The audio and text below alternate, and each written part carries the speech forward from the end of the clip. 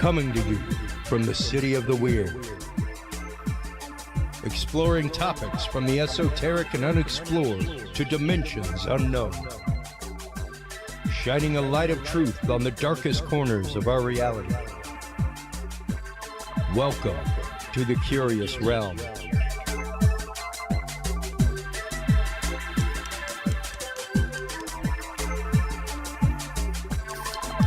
Well, hello everybody, and happy Tuesday night to you all. Happy September. Hope everybody had a great weekend. I did. It was fantastic. Got to go and do some hibachi action with my mother for our birthday. It was great. Had tons of friends who had birthdays over the weekend too. So happy birthday to all you guys. Happy birthday and blessings to any of you listeners that had special days over the weekend. We've got a great show tonight. In the second part, we will be joined by our good friend and exorcist, Archbishop James Cloud. We will be talking about end times prophecies, specifically signs of the times as listed in the Bible, things like that. And precisely what a prophecy is, you know, because these words get used and overused so frequently, same as paranormal is, as we say on the show so regularly, a Kleenex box, kind of a catch-all term. It's almost the same way with that. So we will be getting into what's the difference between clairvoyance and prophecy. Is Nostradamus a prophet or not? So we'll be getting into that, and we'll be getting into specifically end-time prophecies. We'll be also getting into some of what we'll be talking about with our first guest tonight, which is Marshall Applewhite and the Heaven's Gate cult. I'm going to throw air quotes up there for our listeners who are not viewing online. Air quotes cult. And I'm one of those that I don't know. He did claim to be a Christ consciousness rebirthed on earth. But did he claim to be Jesus straight out? I don't know, man. So we'll be getting into that. And our first guest in the show is Mindy Tautfest. She is the author of Dying to Meet Them. She is director of online education and everything for MUFON and for MUFON University. She is also the curator of the Hayden Hewes archives and the current owner of the International UFO Bureau, founded by Hayden Hewes. Welcome back to the show, Mindy Tautfest. How are you doing? Hey, Chris, it's good to see you. Thank you. I had the great pleasure of coming up there and hanging out with you. I mean, we of course know each other through MUFON and through your book and through your near-death experience. But while at MUFON, we got to talking about this incredible archive of Hayden Hewes that you had, and the importance of archiving such things. And how did you come to be in possession of this archive to begin with? Because it is a vast tome of data. It's huge. It's a massive amount of stuff. So how did you come to be in possession of this to begin with, and come to carry on the task of the International UFO Bureau? It started by Hayden Hewes. I know it's a big shoes to fill here, to be carrying on his name and his legacy.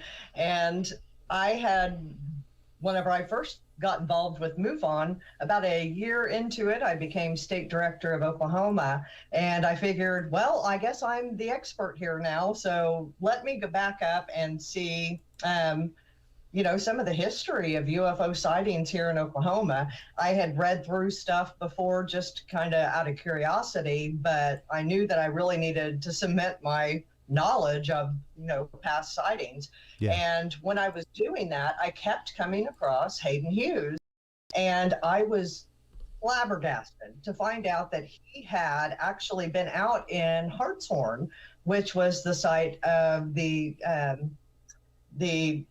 schoolyard encounter that I investigated a few years back for MUFON. And living here in Oklahoma City, I had never heard of Hartshorn before. Wow. So to find out that Hayden was actually out there in the 60s and 70s just blew my mind. This little town only has maybe 2,000 people there. And for the amount of sightings that they've had, it's just incredible. So my main goal at that point was to get a hold of Hayden and see if I could collaborate with him and find out more about what he was doing out there and what he was finding in Hartshorn. Well, whenever I went to find his contact info, I found out that he had passed in 2017. And that led me down the path to finding his widow. And funny enough, she lives across the street from me. Wow. So I contacted her and I said, I would really like to look through Hayden's files if you still have them, and kind of see what he was doing out in the Hartshorn region. And she said, well, honey, I've still got all of his files and you're welcome to have them because I think you would know what to do with them. And at the time I thought, okay, I'll go through them. I can get them all, put them in order. And I reached out to MUFON with their initiative with Project Aquarius and said, hey, I've got these Hayden Hewes files if we want to put them on Aquarius. And of course they said, yeah, let's get them up there. Yeah. And then, with you coming out last weekend, and the listeners should know you did not sleep. I mean, you got 3 hours of sleep a night. It was about 3 or 4 a night. Yeah. It was about 44, 45 hours of hardcore archiving over 3 days. So yeah. Well, putting up with me, and it was funny enough, just to let the listeners know, one day I was so tired, I said, I'm going to go take a nap. And I woke up, it was like 1 PM, and I was like, oh my God, Chris is here working and I've been asleep all day. I run in here and find Chris. He's gone through all the boxes and he's pretty much completed it while I was sleeping. Well, granted, I don't know if I would have had the spare time to coalesce the idea of, a lot of these archives belong in a book. I don't know if I would have had time to coalesce or think about that idea had we been sitting there and cutting up and talking while I was scanning things and doing stuff as usual, Yeah, you did your best work while I was sleeping. So whenever I came out, here you come with all these wonderful ideas. And just over the last 2 weeks, the amount of work that you put in and that we've been able to come together and bring to life. Yeah, here we go. The Hayden Hewes UFO Research Center, which we're launching now to make all of these files available to the public, and some of the amazing technology you're going to be putting behind it. I cannot wait. I am tickled pink. It is exciting. It is very exciting. And when it comes to things like this, Mindy, as I've said numerous times on the show, research does not happen in a vacuum. It can't, by definition. And the whole reason for the birth of the internet to begin with was for labs and researchers to be able to share data in real time. Right. So the idea that, yes, somewhere out there are other vast troves of data, and it doesn't matter if it's clipped newspaper articles because somebody was into it, if it's collected pictures, that were purchased, because there were literally things within Hayden's archive where it was like he had purchased them somewhere. Like it was a couple of negatives with the story and things like that. Like he had clearly purchased these from a person, who was like, okay, I'll give you the negatives, and it has the price written on there, all kinds of things. It was pretty fascinating to see that, and even to once again see how an archive like that is collected and put together. You had probably about at the beginning 5 or 6 bankers boxes full of stuff. I think and just to get obsessive on it, we probably sat and watched, because I know I watched quite a bit while you were asleep. But we probably watched a conglomerate 30, 40 hours of footage on Heaven's Gate. 30 to 40 hours. I mean, recovering from that after a weekend. And you wonder why I might be a little sympathetic now, Yeah. Maybe the 40 hours did something to me, Mindy, but quite literally, that was a huge thing that Hayden was largely into, and so deep into. I'm not going to say deep into it, because it wasn't like he was involved, but they came to him regularly, like with updates, things like that. They came and talked to him. And he even said, like, they came to my office, and they just like, I turned around, and when I turned back around seconds later, they were gone. There was no car, there was nothing. Like, they gave me a code to contact them, and after I used the code, I got a phone call, like, after I used the code. So yeah, interesting that even over, and that was one that, as opposed to a lot of cults that are pretty fast burn, maybe a decade or something like that, Heaven's Gate went on for 20-something years. Right. Throughout its incarnations. There's actually an article on my website on MindyTautfest.com, and I'm sure we're going to be bringing some of that over to HaydenHewes.com, because a whole section of my website is dedicated to some of the stuff before we even got it digitized. Yeah, there it is. But under, just if you scroll down right there, it actually has an article on there that says that Hayden Hewes was almost convinced. Yeah, right here. And it was written by Sean Castile, and I reached out to him, and he said, sure, absolutely, put it on the website. But it talks about those different instances that you brought up. And then there was a third one where he had one of his colleagues draw 3 different types of commonly reported aliens, and the humanoid type of alien actually looked like Marshall Applewhite. So that was one of the main things that Hayden was like, this is what people are reporting, and I have this guy sitting in my office that says he's an alien, and are they telling the truth? There's the picture. There it is, right there. Similarity. Yeah, and there's tons of stuff in there. I mean, of course, the International UFO Bureau is famously where President Jimmy Carter filed his UFO report. Right. Well, and as you were looking through some of the archives, Hayden was so good about reaching out to people. He wrote to people constantly. Yes. So whenever he heard about Jimmy Carter having a UFO sighting while on the campaign trail, he reached out to him. He sent him a note, and he said, hey, would you mind filling out this UFO report form for me? And Jimmy Carter did, and mailed it back to him. And so the original one was filed with the International UFO Bureau. Wow. And yeah, once again, correspondence from Isaac Asimov in there, correspondence from people like Werner von Braun. That's this one right here. Yeah. My wall. Yeah. And just an amazing volume of things. Let's start getting into some of the cases that Hayden actually investigated real quick. Okay. Which ones do you want to start with? Let's start with I'm trying to remember the one that you were mentioning earlier. The first one. We can go into Aurora. Well, let's go into Aurora for a minute, because that is one that we both went to during MUFON. And of course, we've had Daniel Allen Jones on numerous times talking about Aurora. And he had teamed up, Hayden had teamed up numerous times with Jim Mars from DFW. He was an investigative reporter. And he teamed up with him to go out and investigate Aurora numerous times.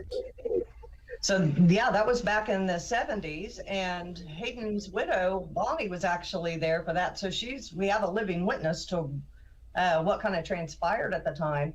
And in the files, there's actually archive of the analysis carried out on the well water and the soil around there. I don't know if those have ever been published. So it would be interesting to put that out and be able to compare it to any more recent samples that have been taken from that area.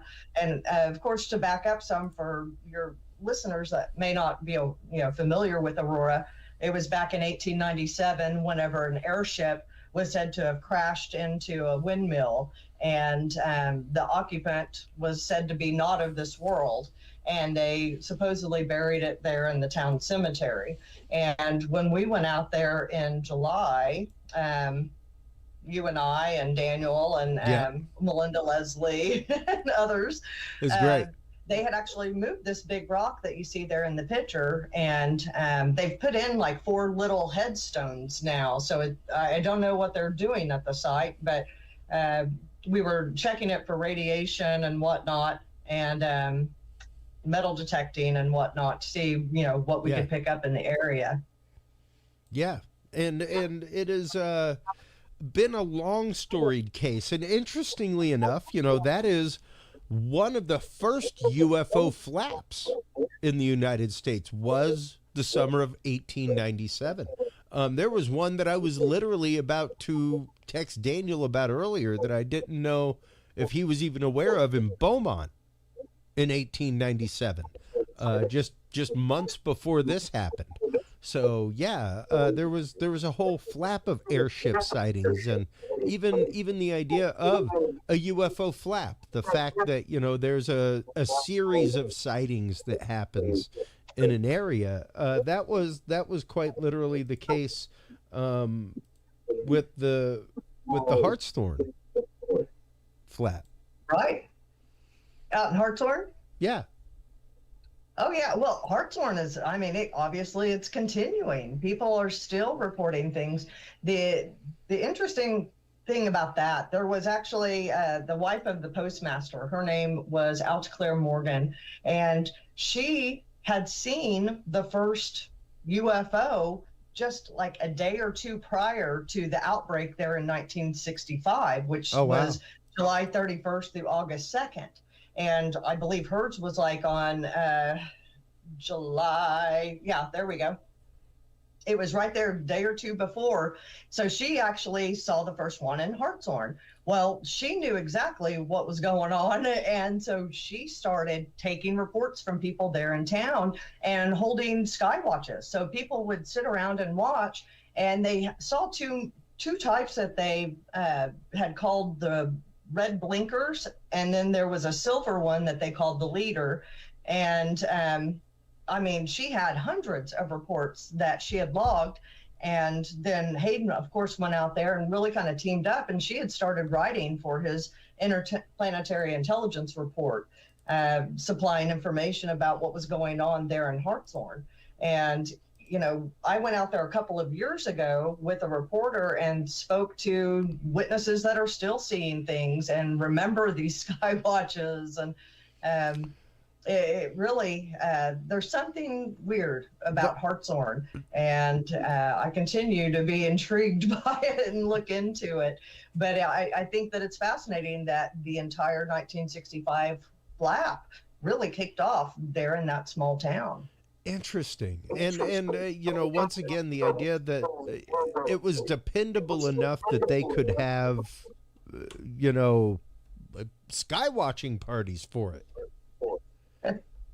Yeah, we actually made contact with Claire's granddaughter, and she still lives in that same old house. And so when we were out there, we had a sky watch with her, and she was so sweet. She had lawn chairs set up out there just like they used to, and of course had a couple of adult beverages for us. And it was just so nice sitting out there and just thinking, wow, this is what they were doing back in the 60s, doing the same thing, watching the skies. And unfortunately, we didn't see anything that night, but it was just a neat experience to be there with the family and really, taking it all in with the locals and their memories of Claire and just everything that was transpiring back in the day. Yeah. Now, as an investigator yourself, how frequent is it that flaps like this occur, where there are numerous sightings back to back, or sightings that occur over a span of time in an area?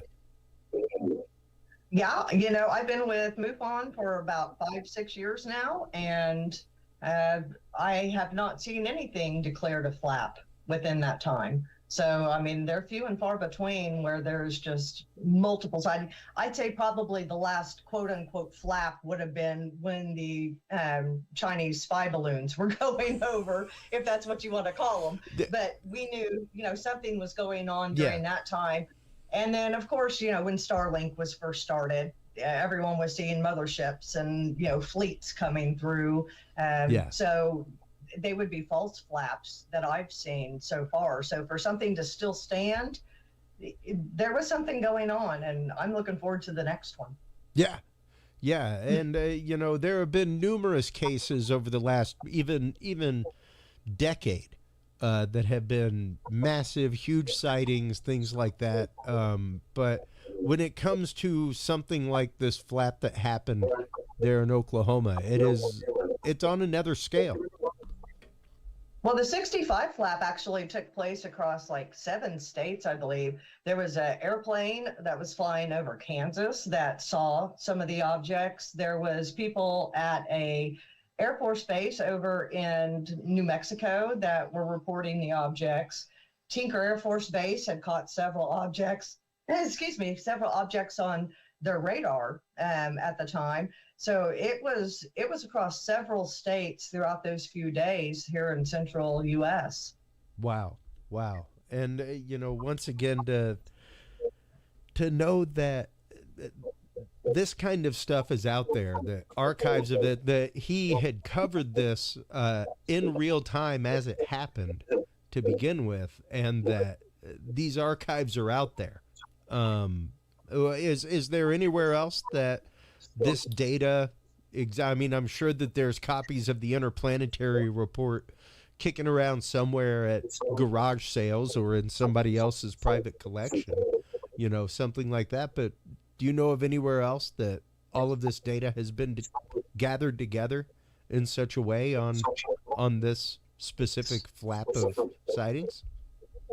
I don't know. I think that as we see more and more archives getting actually digitized and put out there, we're going to be able to put a lot of this data together. Right now, there's so much lost knowledge that we've got to play catch up. I think that right now we are learning new stuff, but we've forgotten the old, and that's data that we could be building on. So it's important that we do get all of these historic documents together so that they're easily accessible to, just at your fingertips. And that's what I've just become so passionate about. I've got another archive that's going to be coming to me that I'm going to start working on after we finish up with the Hayden stuff. Awesome. But Hayden has just been incredible to be one to kick it off with. And like I said, it'll be added into Project Aquarius there with MUFON, which also has the Leonard Stringfield files, Ruppelt files, and I forget the other one that's on there as well. And they have all the newspaper archive, a drawings gallery. They have all the old, there we go. All the old MUFON journals are on there. So they have started building such a huge library of all these historic reports and writings from really great researchers from back in the day. I just think that it's incredible that we're going to be able to build on our understanding with what's coming to light now, Yeah, because once again, it takes data. It takes mass amounts of data to research something like this. And that is something that we have said on this show time and time again. We are just getting to the point where science is even peeking its nose through the veil on some of these topics, much less, fully investigating them. It quite literally took relabeling UFO to UAP for NASA to go, we have been woefully disregarding our duty as scientists by not investigating something simply because of a name. Well, and what's interesting, as you saw in the files, look how many things that we have from astronauts that wrote to Hayden about their belief in UFOs. And what's so funny is there's actually one in there from Edgar Mitchell. Yep. And it was before he believed in UFOs. Because at the time he said, no, I don't believe in it. Yeah.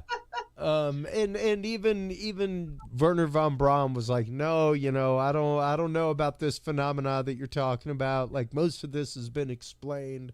And with that in mind, there were numerous things like the Condon Report, all kinds of stuff in the history of UFO and government work and the military and government looking into UFOs. But Project Grudge was one that was really at the beginning of a lot of it. And to know that one of the things you had was an actual unredacted copy of Project Grudge. Not just unredacted copy, but a copy with addendums pasted into it, and an actual reference, like used as a desk reference for somebody at Wright-Patterson Air Force Base. Pretty impressive. And going through that and seeing that and knowing that, at least from our research thus far, we have not found a complete Project Grudge document that has everything, much less pasted in not redactions, but additions, changes, yes, to make sure that things are up to date for the reference of it. And that's pretty incredible to come across. One of the interesting things about Hayden, so to back up a little bit, to tell a little bit about Hayden, Please. He started the International UFO Bureau when he was 14. And he had written to the premier of Russia, Nikita Khrushchev, and was asking about photos of the dark side of the moon. And surprisingly, he wrote back to him and sent him pictures. So Hayden had the FBI come knock on his door, and his mother was like, you want to talk to my son? He's 14. What has he done? And they went and talked to him about, what did you receive from, the Soviet Union? And that kind of really lit the fire in Hayden. And in time, he ended up making contact with Wright-Pat, and they invited him to come out to the base, and he did. When he went out there, they showed him photos of different UFOs and said, we know you've seen these, you have not seen these, and if you come across these, don't talk about these. And he said, okay. And they sent him on a bus back to Oklahoma City, and there he was with his knowledge. So I believe that he continued his relationship with Wright-Pat, and somehow someone gave him this actual, metal-bound loose-leaf copy of Project Grudge. And like you said, it has actual taped-in addendums to it that, as far, we were looking, I don't think they've ever been released. So there's going to be some more new information of what the military was actually thinking that has never been released. But it's a lot of them are clarifiers or linking different cases to other cases in there, just little notes that they wanted to put in with the individual case reports. So that'll be released to the public soon. I think that Hayden continued that relationship, and then he went on to work with the Condon Report, and we actually had some of the original UFO report forms from the Condon Report, and they had different codes and whatnot if they thought something was promising or not, and we have those codes in there. I don't think that's not it. What is that? No, this is more of Project Grudge. This is just okay. Look at but yeah, the Condon Report had those different codes and stuff that they used to see if they thought something was a promising case to actually use. So he really kind of flew under the radar. He didn't make a huge name for himself, but he held conferences here in Oklahoma City, and he went on radio shows and had his own radio show that had over 1 million listeners. But most people don't know who he was, which is just incredible. Yeah, yeah, and once again, just a fascinating. Whenever you go through an archive like this, you really do get a fascinating snippet into the mind of somebody, into the way that somebody's mind works, into what cases they specifically found interesting. A prime example, once again, would be Marshall Applewhite. He Right. had volumes of data on Heaven's Gate. So They kept obviously, coming to him.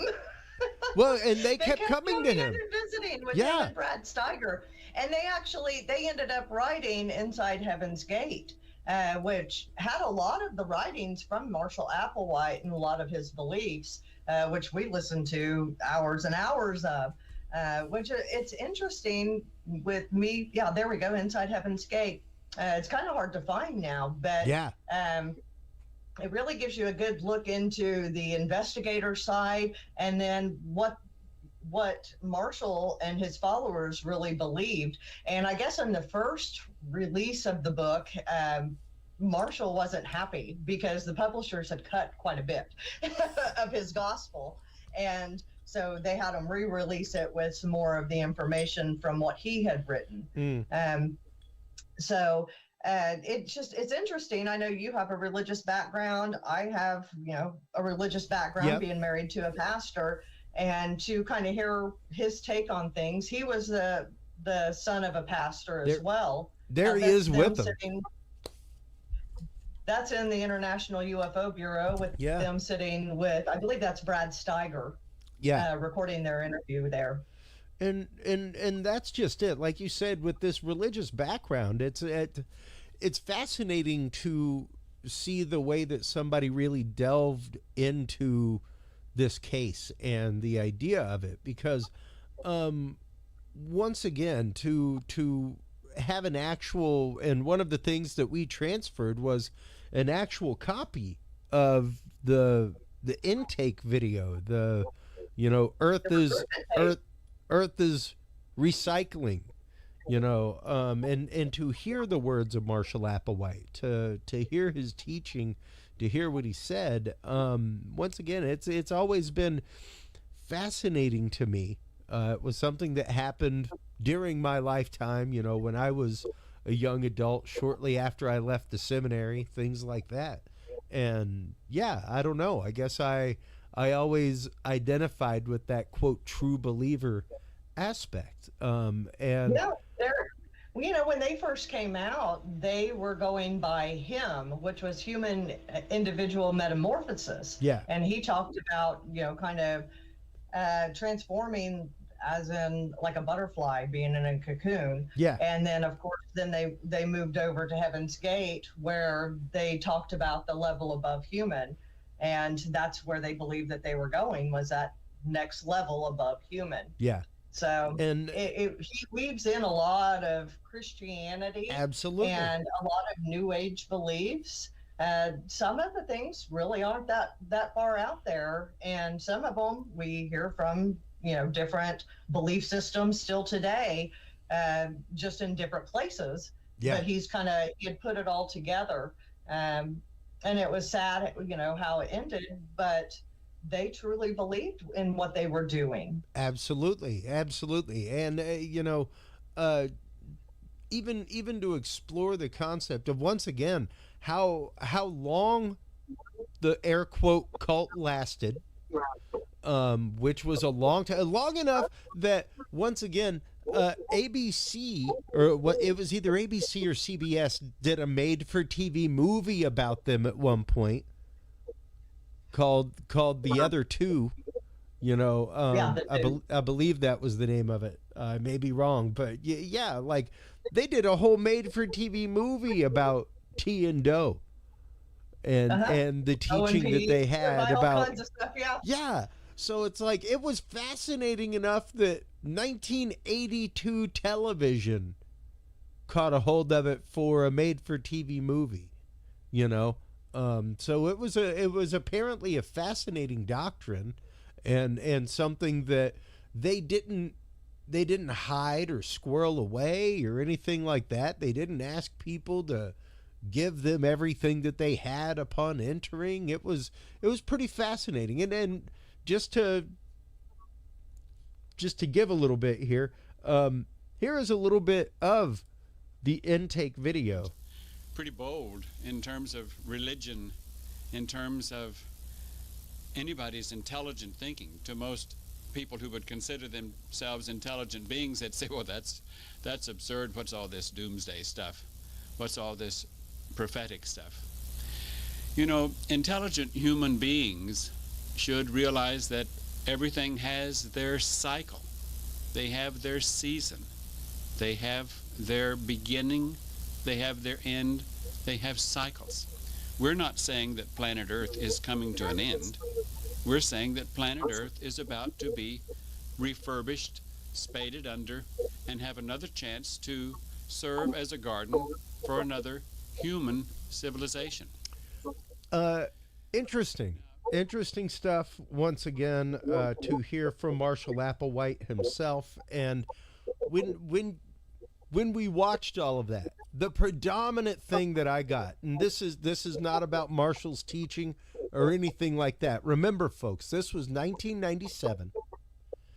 This was the infancy, not the beginnings of the internet, all right? Because the internet began in like 1978, like back in the day when you could like put your phone on a receiver for your computer and dial into a bulletin board system, all right? Like 1982, things like that, the internet existed. That's how war games happened, all right? But the beginnings of the internet as we know it, where it was an online shopping platform, it was where you went to get news, it was where you went to find things, it was where you went for chat rooms and bulletin board systems and things like that. And the one thing that kept being echoed in all of these news reports from sociologists, from experts, everything was these lonely people on the internet who have no friends other than on the internet. Marshall Applewhite and Heaven's Gate used the internet and their website to spread their message, to bring people in, and people are no longer able. This was 1997. Sociologists were saying people are not able to take the information on the internet and disseminate fact from fiction. This was 1997. We were having the exact same problems with the internet that we are having now, Mindy.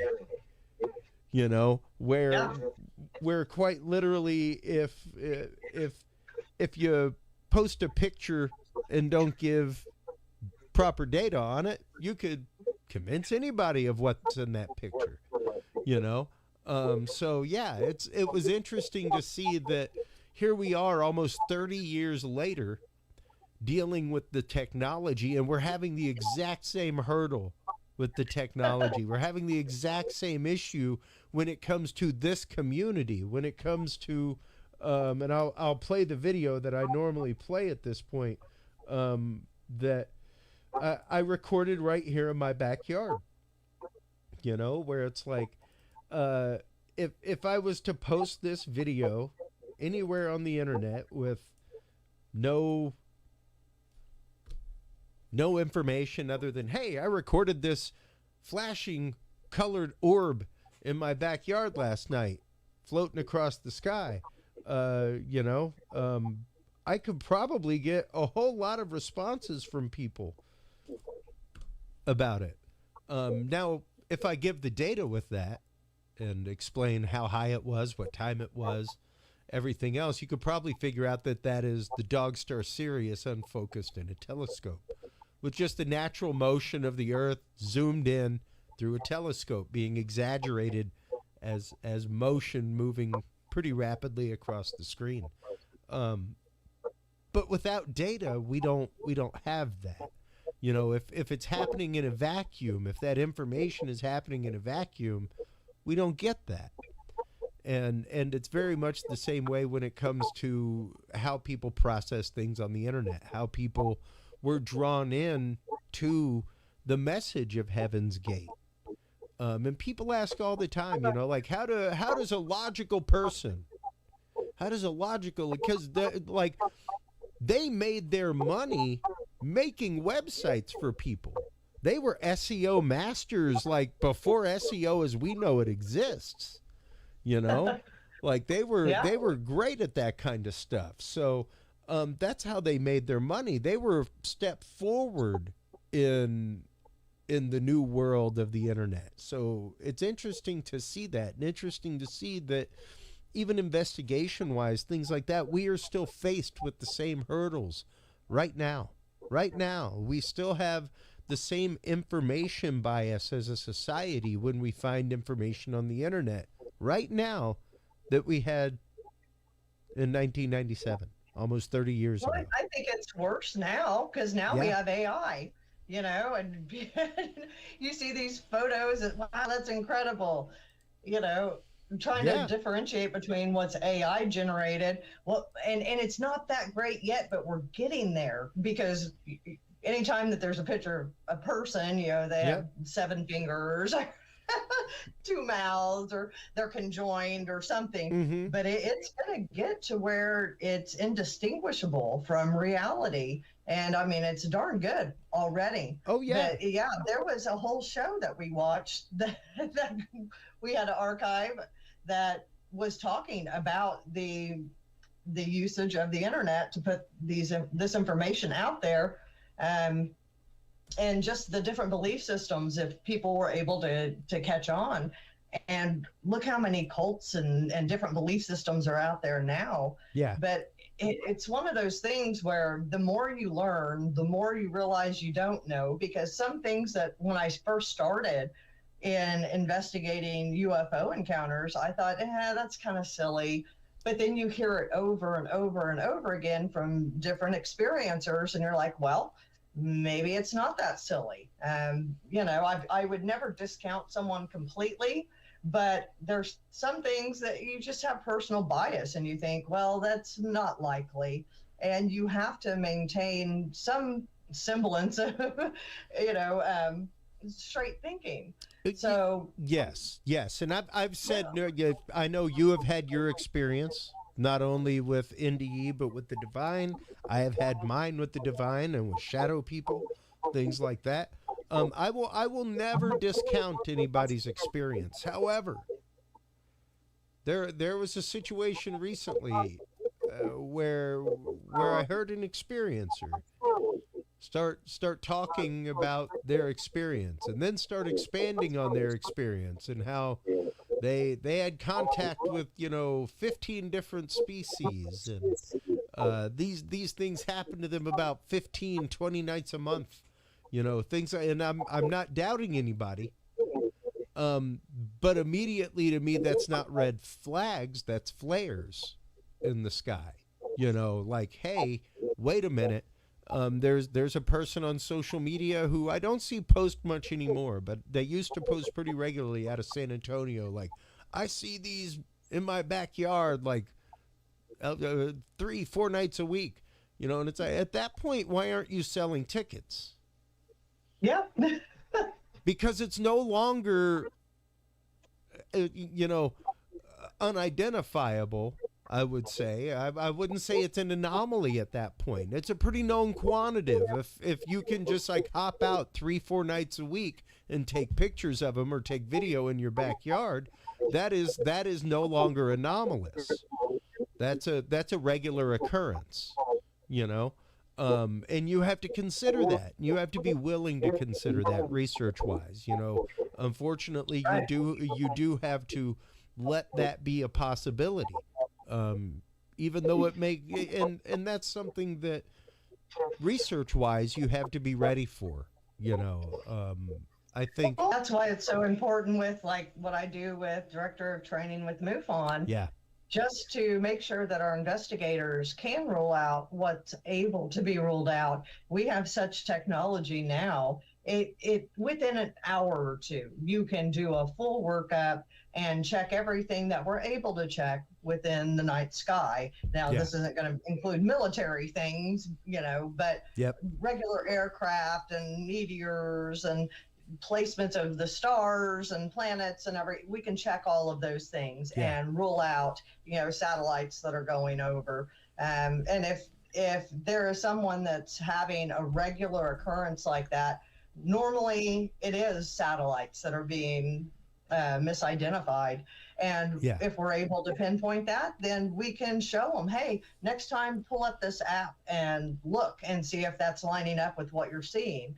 And so we're able to cut down on the false positives and really get it down to the real unexplained sightings. And that's been pretty, I used to get pretty upset with Project Blue Book, how they would, explain everything away, until I became a researcher and an investigator.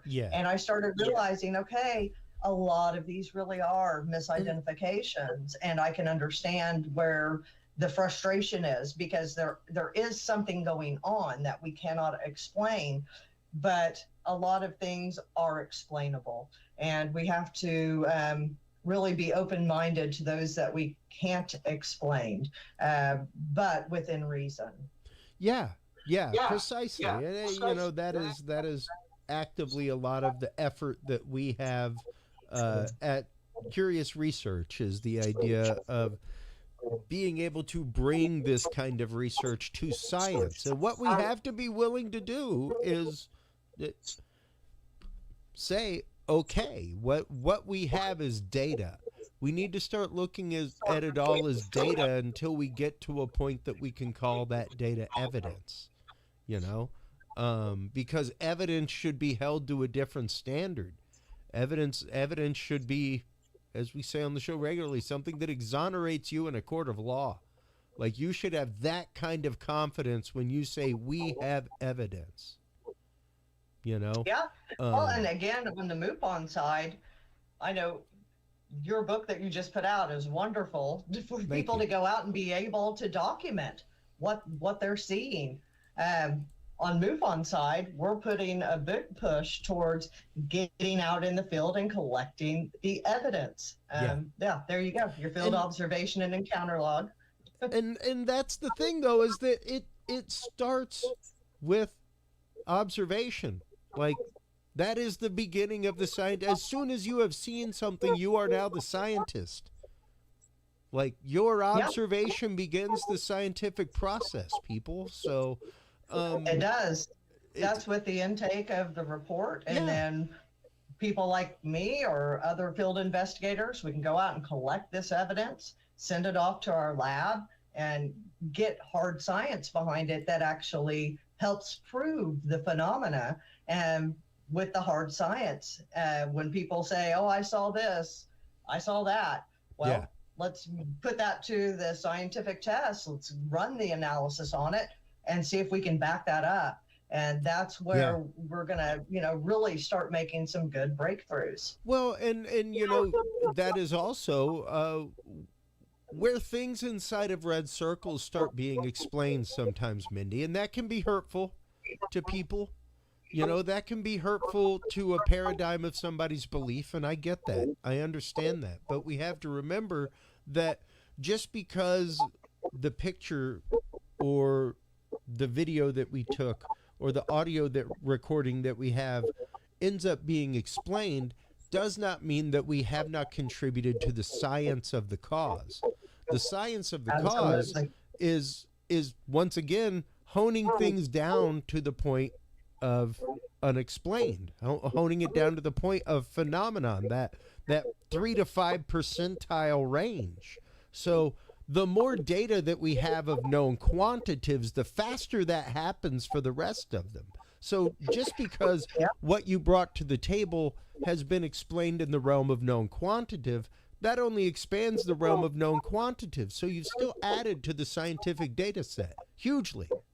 Well, and case in point would be the Starlinks. I go back to that because when they were first being launched, we had so many different reports. Some people saw a mothership. It was a long oval, one big solid bar light.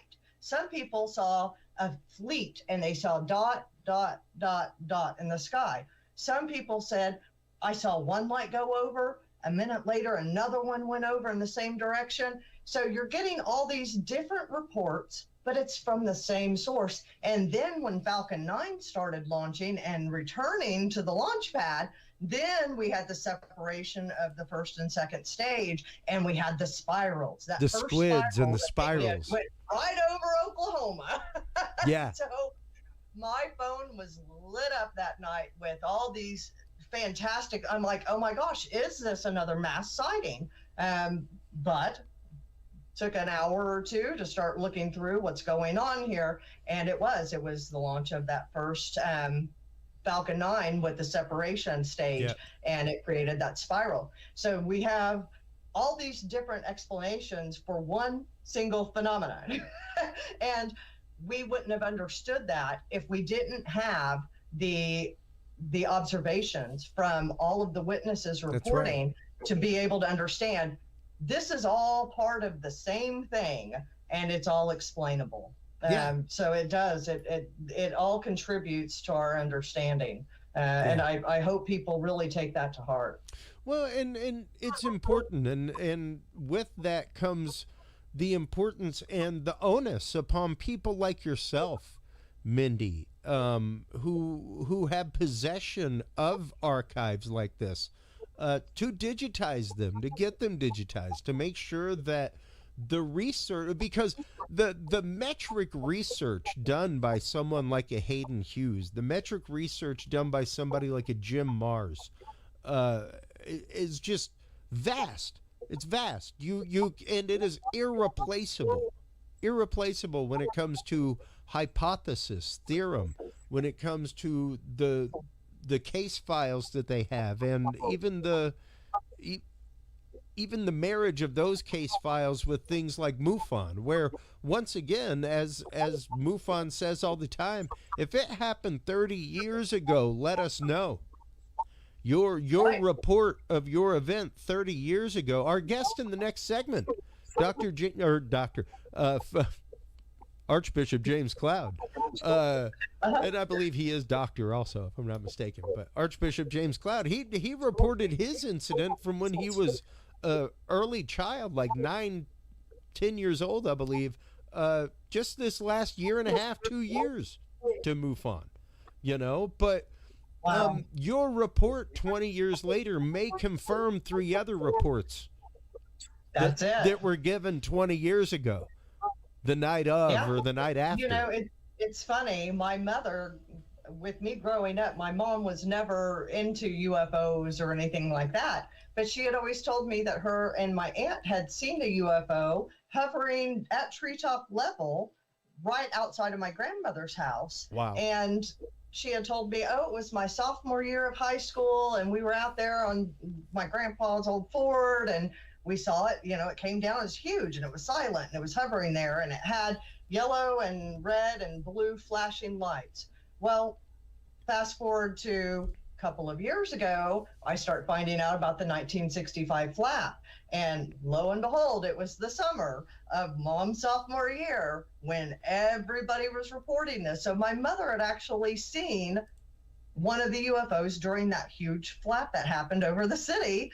And I had no idea that her sighting was part of one of these huge historic events. Wow. So just knowing and having that confirmation, people should always report, because we can still gather so much information.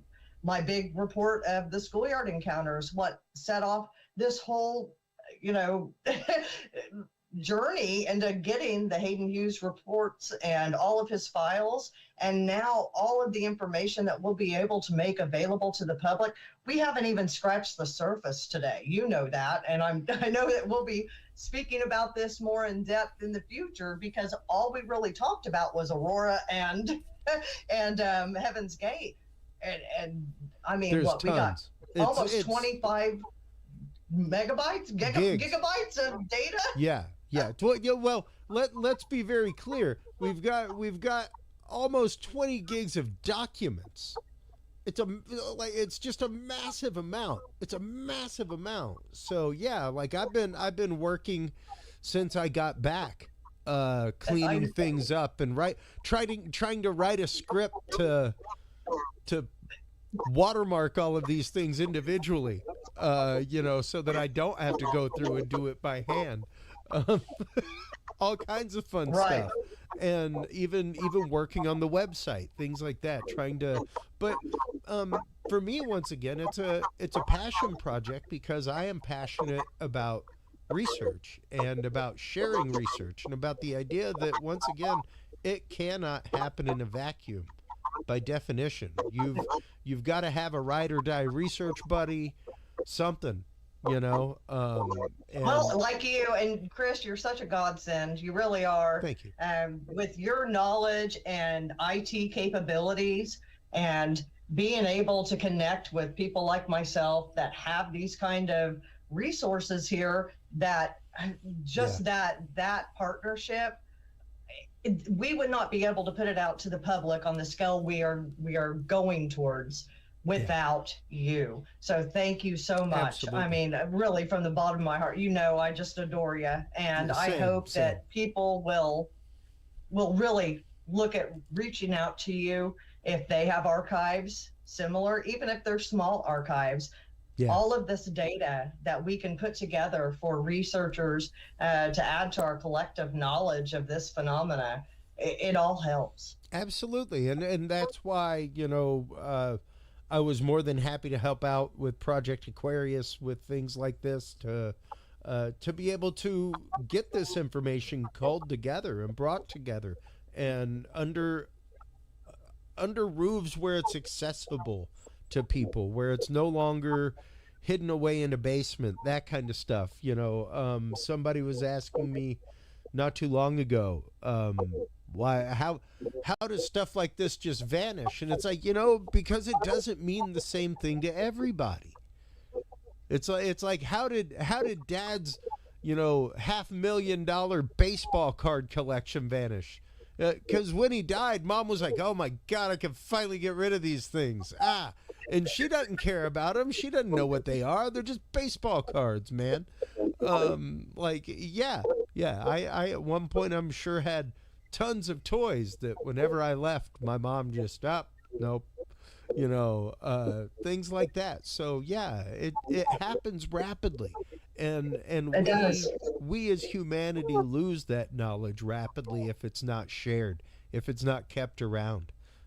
So the idea of archiving these, bringing these archives together, putting them together, it's fantastic. It's great. So I love what you guys at MUFON are doing with Project Aquarius. And when you asked if I would help with the Hayden Hewes archive, I could not resist. So thank you for the opportunity. It's been great. And I can't wait to do great things with it. It's amazing. It's fantastic research, and it's going to be great to be able to share it with the world. Where can everybody go to, A, find out more about Project Aquarius? B, where can they go to find out about you and contact you if they have a case in Oklahoma or anything like that, or more archive information to add to the Hayden Hewes archive? And where can they go to find out more about Hayden Hewes? Oh my goodness, we've got a lot going on. So Project Aquarius is through MUFON, and you can go to projectaquarius.mufon.com, and you do not have to be a MUFON member. Nope. The newspaper archive is open to the public. It's free access. If you'd like access to the other rooms with the specific researchers and their archives, then it's a $50 a year library card. Not bad for the amount of information that's in there. To get a hold of me, they can go to mindytautfest.com, and I've got some of the information about Hayden on there. Like I said, we'll probably be moving some of that over to the new website, which will be haydenhewes.com, which, Chris, you've graciously got up now. It's for the Hayden Hewes UFO Research Center, and we will start adding some of this information on there for public access. It's exciting. It's going to be great. Thank you so much for everything, as always, Mindy, for coming on the show, for sharing your wealth of knowledge about not only Hayden Hewes, but MUFON and research in general. So always great chatting with you. Always great having you on the show. You too, Chris. Take care. Absolutely. We'll be in touch soon with links, all that kind of good stuff. Absolutely. Awesome. Take care. While you are online checking out everything from Mindy Tautfest, everybody at mindytautfest.com, as well as Hayden Hewes at haydenhewes.com, make sure to stop on by Curious Realm. Curious Realm is where you can like, follow, subscribe. That is where you can comment, share. That is where you can find all of the episodes, as well as our store that carries all of the books, videos, and classes from our guests, good people such as Mindy herself. It's where you can also get your copy of the Field Observation and Encounter Log. If you are out in the field Sasquatching, if you are out in the field doing paranormal research, if you are out in the field taking witness statements from UFO witnesses, stop on by and check that out, everybody. It is available on Amazon. When we come back from this quick break, we will be joined by our good friend Archbishop James Cloud. We will be talking about the topic of signs of the times, end-time revelation, prophecies, things like that. We will be getting into that right after this, folks.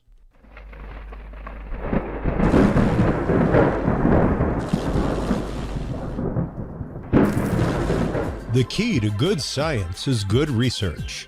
At the heart of good research is a good data set. With the Field Observation and Encounter Log from Curious Research, you can easily keep track of your investigative information all in one place, making it easier to review cases and readily see comparisons and contrasts between them. Whether out in the woods squatching, in a back room gathering EVPs, or using high-tech gear to track UFO, UAP activity, this easy-to-carry, pocket-sized scientific data log is the perfect companion for any field researcher. You can find your copy of the Curious Research Field Observation and Encounter Log at Amazon.com or visit the official Curious Realm store at curiousrealm.com/store to reserve your copy for yourself, your family, or a mind that you want to open. That website again is curiousrealm.com/store.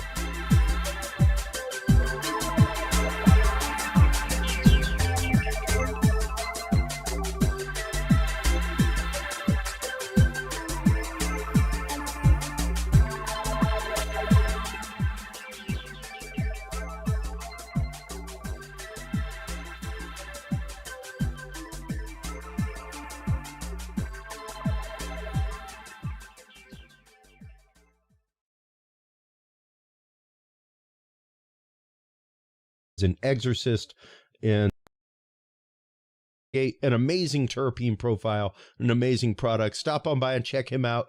TrueHimScience.com is the website that you want to go to. Curious7 is the code that you want to use to get 7% off your entire cart of $50 or more and get two free 50 milligram edibles on your way out the door. Our guest in this segment is the amazing Archbishop James Cloud. He is an exorcist in the Order of St. Michael the Archangel. We have him on regularly talking about the world of demonology. I look forward to yet another banned episode in the Middle East with you tonight. Good Father. Welcome back to the show.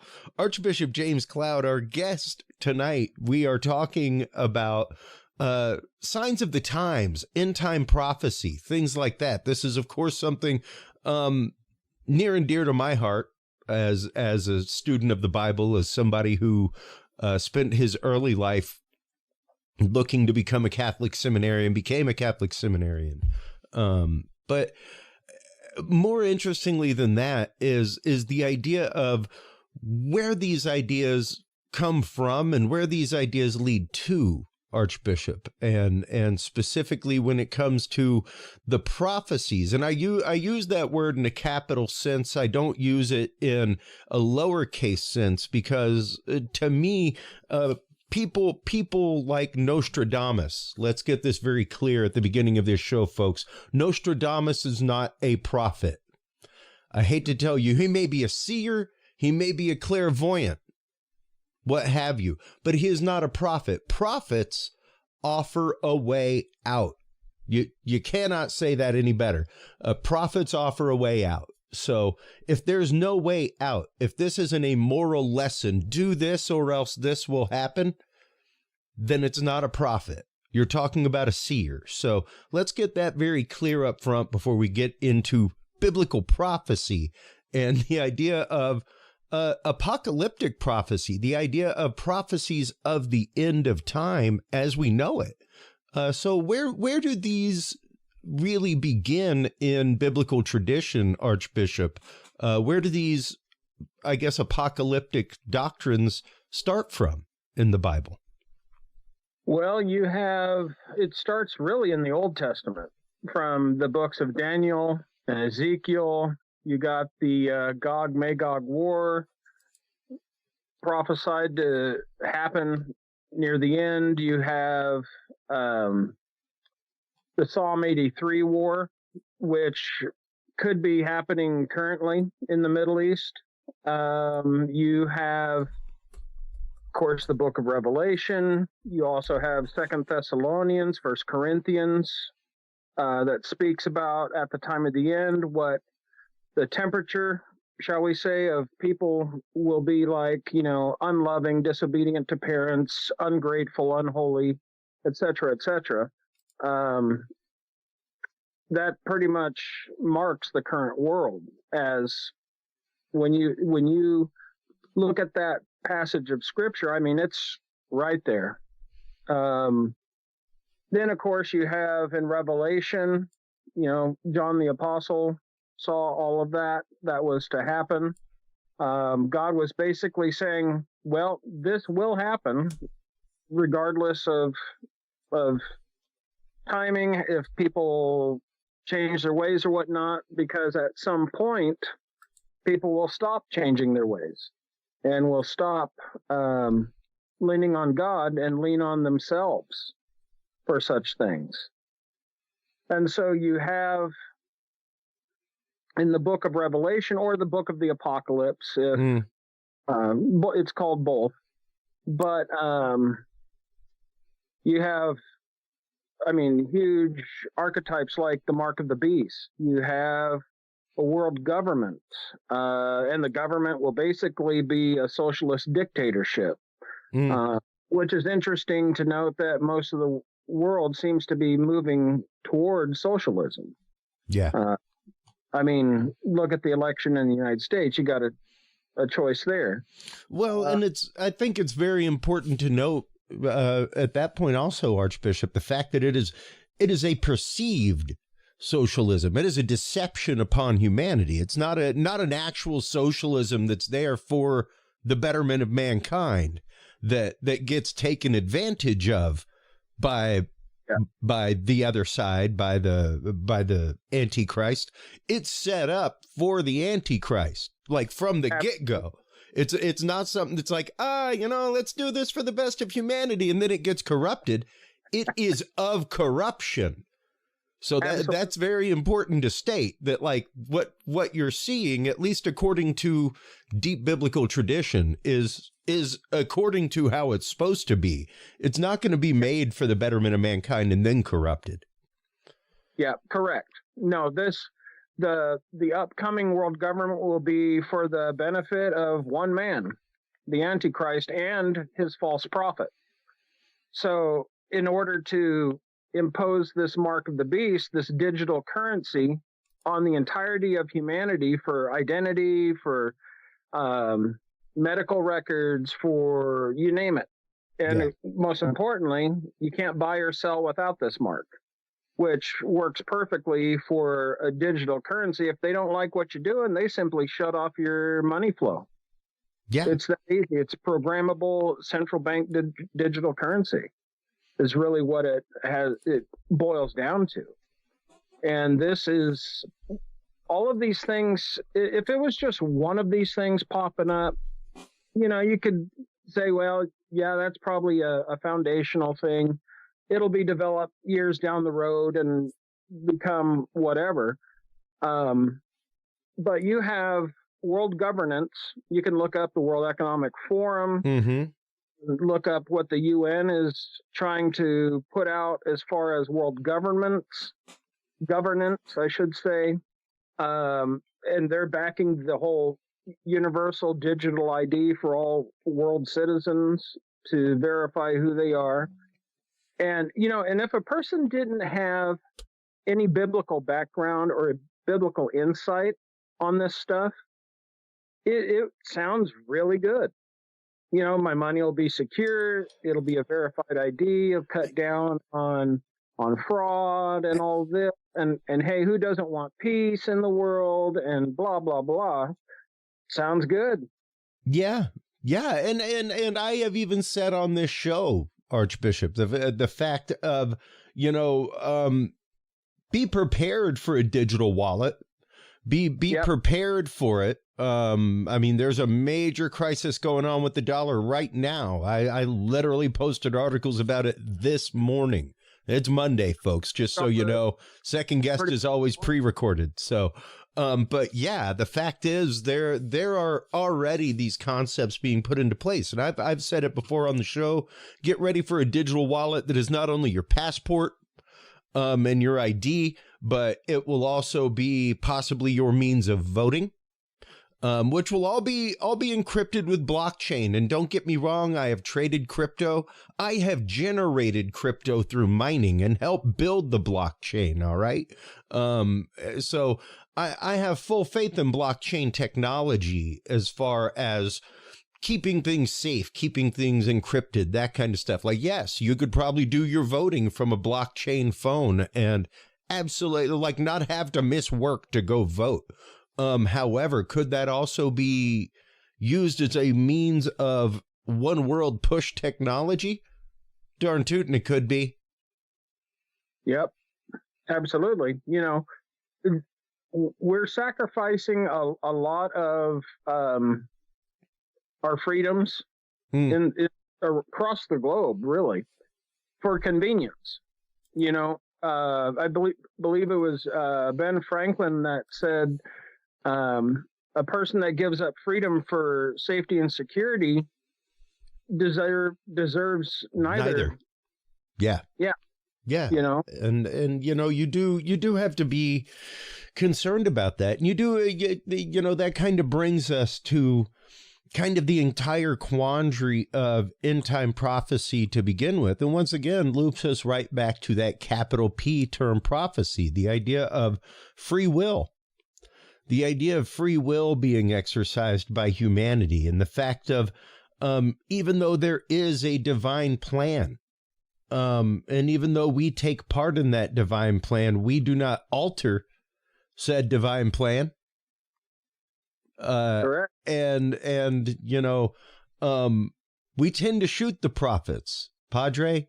We tend to tell them, like, oh yeah, great, you got swallowed by a whale and spit up on our shores to come tell us a message. All right, man, get out of here. And that's what tends to happen to the prophets of old when you read their stories, they were ignored most of the time. Their warnings were not heeded. But once again, they were warnings. It wasn't just a soothsaying of doom. It was, hey, man, fix and mend your ways, or else this will occur and be incurred. Yep. And Revelation is no different. We have the free will to either accept the plan of salvation because, God is saying these events are going to happen regardless of what we want or anything else. So you have the choice. You can either accept Christ as a savior, or you can accept him as judge. And at the end, we have that free will choice. We can, and the Bible guarantees we're going to escape God's judgment if we're aligned with Christ. That's you could go to the bank on that one. That's a foundational promise that we're given in the scriptures to keep us out from the time of trial, to keep us from. Now, that could get into ideas of the rapture or whatnot, and there's a load of, opinions on that too. but that is the escape route, because God's already set in motion a lot of these things, and we don't have the time to play around much anymore. That's the thing. But I think a lot of churches today, they're playing around. They're playing church. They're not being the church. They're like, even when I was a parish priest and I would warn people about what was coming, to get their lives right, and to, hey, go to confession, go do what you need to do to get your life right, because it's coming. I was called schizophrenic. I was called mentally ill. I was even usurped in my parish. Oh, wow. And the Anglican church I was the priest of at the time, the vestry, which is the voting board, took the entire church out from under me. Oh, wow. And my bishop, and went with another jurisdiction, just so that they could do their own thing. Also, make money.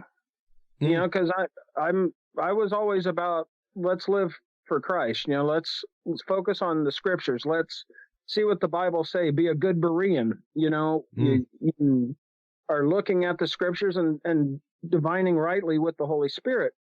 And they wanted nothing of it.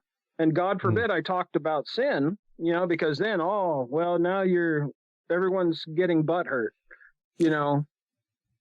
Oh, you're talking about my favorite activity. Yeah. Well, it's in the scriptures that's not God's favorite activity, and you will answer for that activity. Absolutely.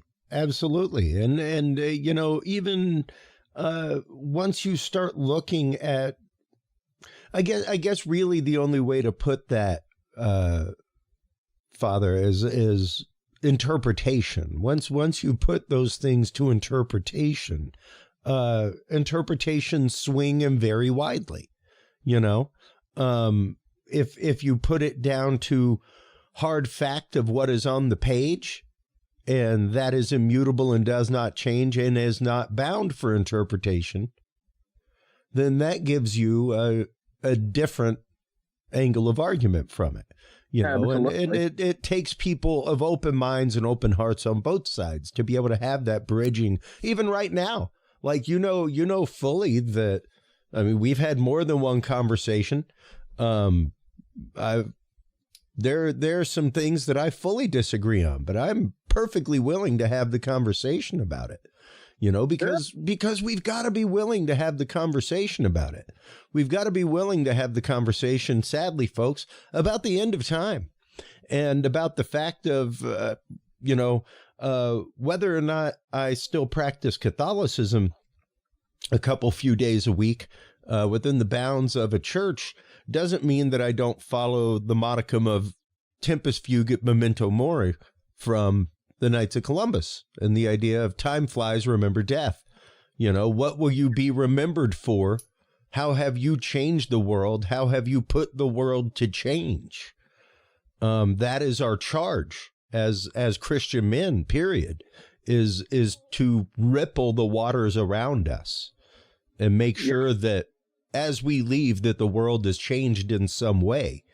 So how are we remembered? And even whenever you're looking at revelatory biblical references, we have to consider, how are we changed by that? How are we catalyzed by these messages? And when you start looking at the prophecies of Megiddo and the Battle of Megiddo, it can be really hard not to see that being echoed in the Middle East right now.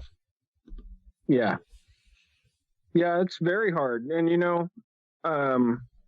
the Battle of Armageddon, that goes back to the Hebrew Har Megiddo, which is the mountain of Megiddo. Yep. The big valley, the big plains at the base of that mountain is where it's prophesied that the world's armies will gather. And then they'll move to the valley of Jehoshaphat to hit Jerusalem. And once Jerusalem has three-quarters of Jerusalem is destroyed, that's when Christ comes back, sets his foot on the Mount of Olives, and a great earthquake occurs around the globe, that all the islands disappears, mountains fall down flat. The earthquake is so great, and he slaughters the world army. And it says the blood will flow as high as the horse's bridle.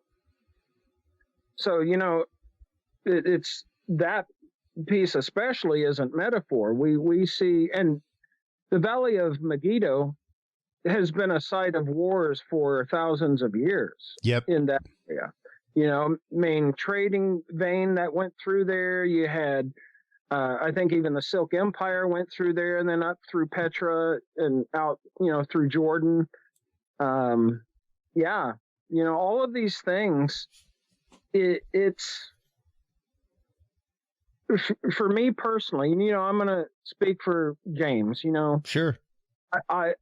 I see all of these things occurring at the same time, and they're increasing in speed and force.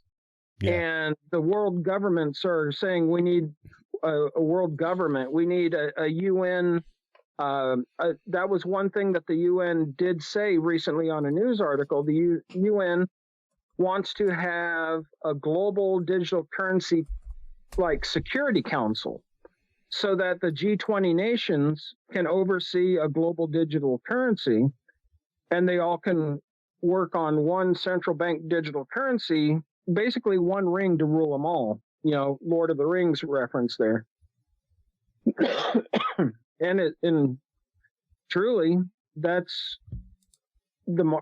is the foundation of the mark of the beast. Because the mark of the 7-year tribulation, the first 3.5 years is the phase-in period.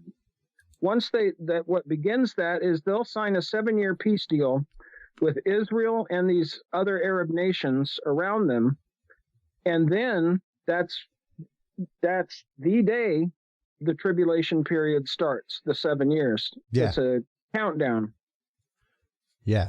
And what I've just popped up on screen, folks, my brother and I had a huge conversation about this on the way to Texas UFOCon. And I used to edit for NPR.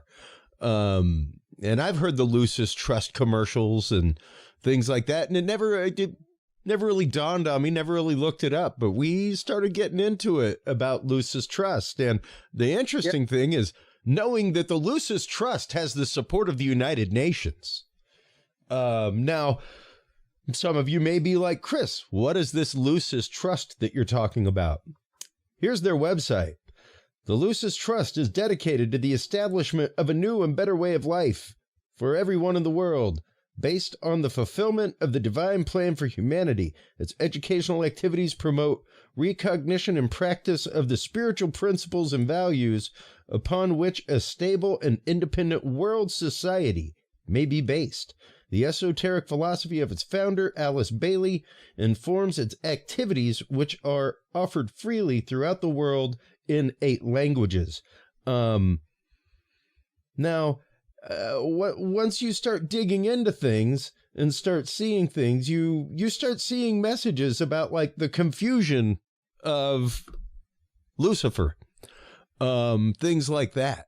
And it's really interesting to see where they start going into Lucifer, the light bearer, and that kind of stuff. Very, very much the same thing that's talked about in the works of Manly P. Hall, things like that.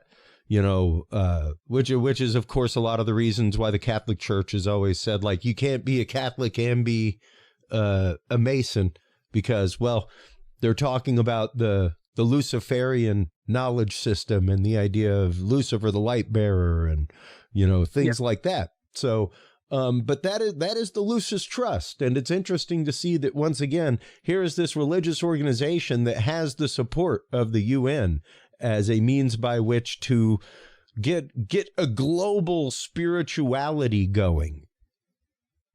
Yeah. And ultimately it'll be the deification of man, the apotheosis of man. That's the ultimate thing that will start. I mean, you already see that, man is basically God. Man is the master and commander of their own destiny. And they don't need a divine figure to give them any form of meaning or anything else, well, why do you think atheism, even agnosticism to a degree, evolution, all of these other things show and point to a natural progression of human? I mean, and you look at the post-humanism things that are taken off right now. What is his name? Noah. He's second in command of the World Economic Forum. I know Noah, but I can't.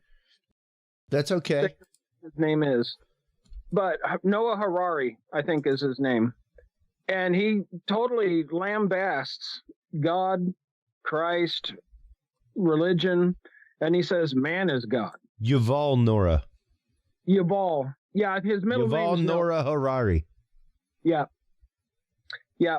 And you take a look at some of his books and the interviews he's given, and that man is the spitting image of what the Antichrist will be saying.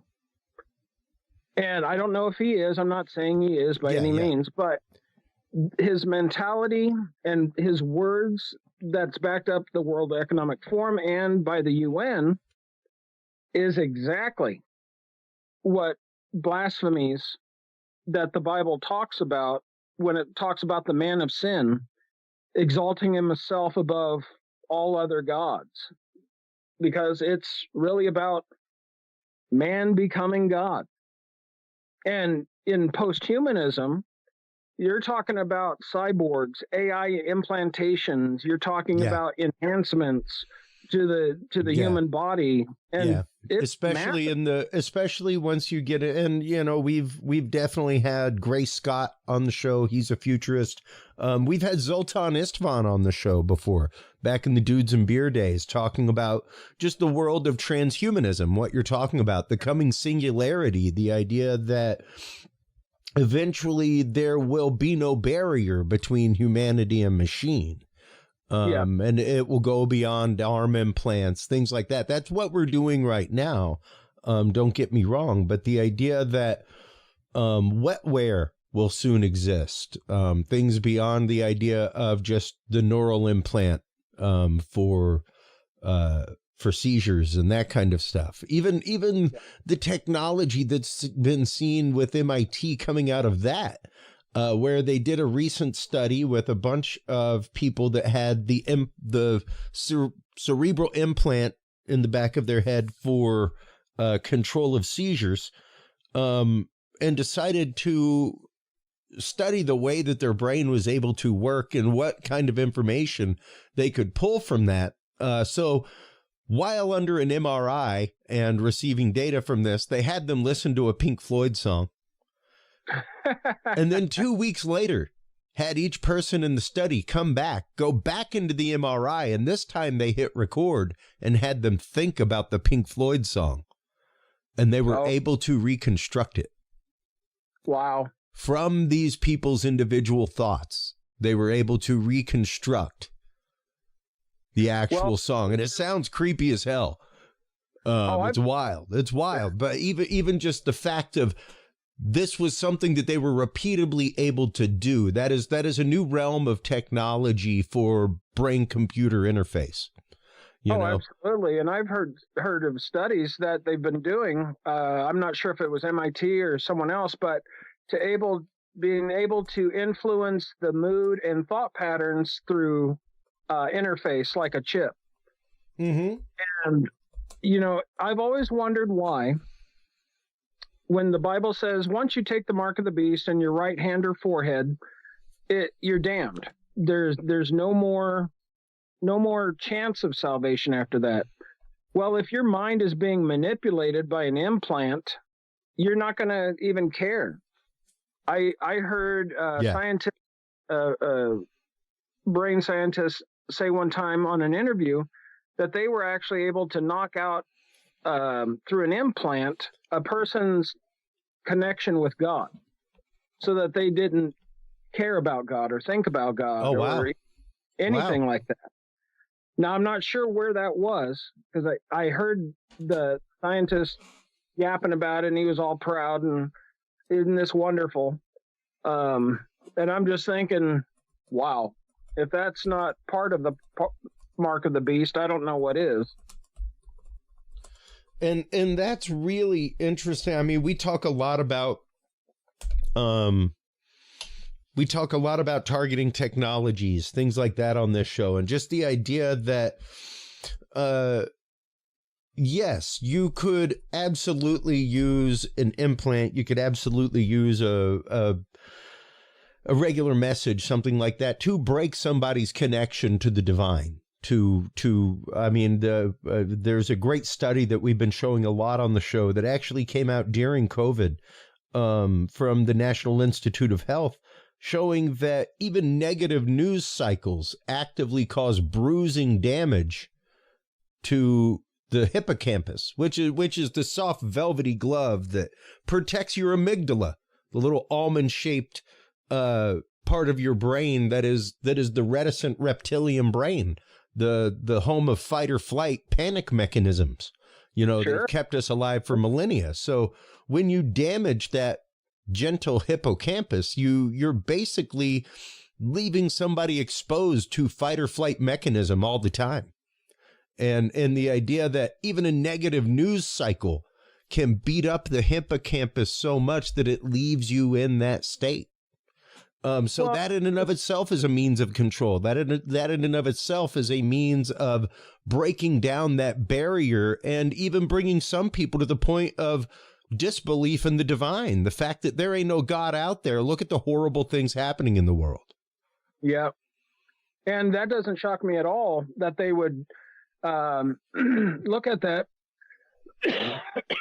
because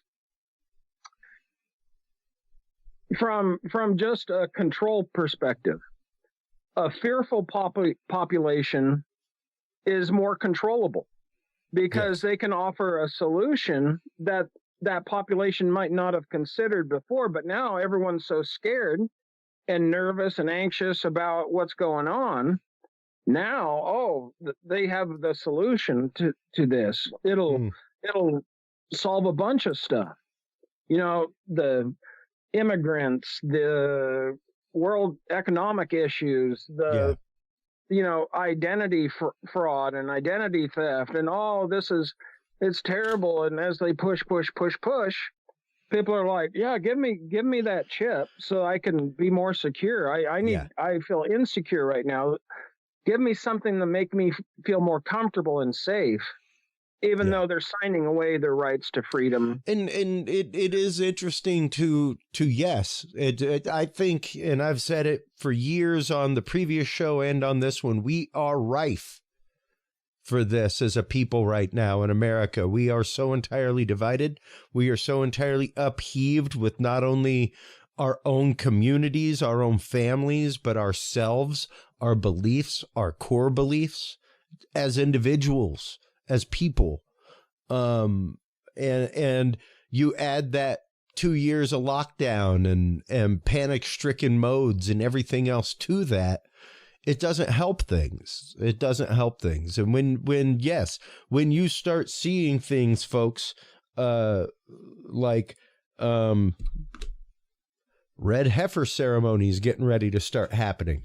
Here it is from Al Jazeera. What do Texas red heifers have to do with Al-Aqsa or Al-Aqsa and a Jewish temple? The idea that, there is a, quote, red heifer ceremony that is supposed to take place according to Jewish tradition before these things happen, before these things occur.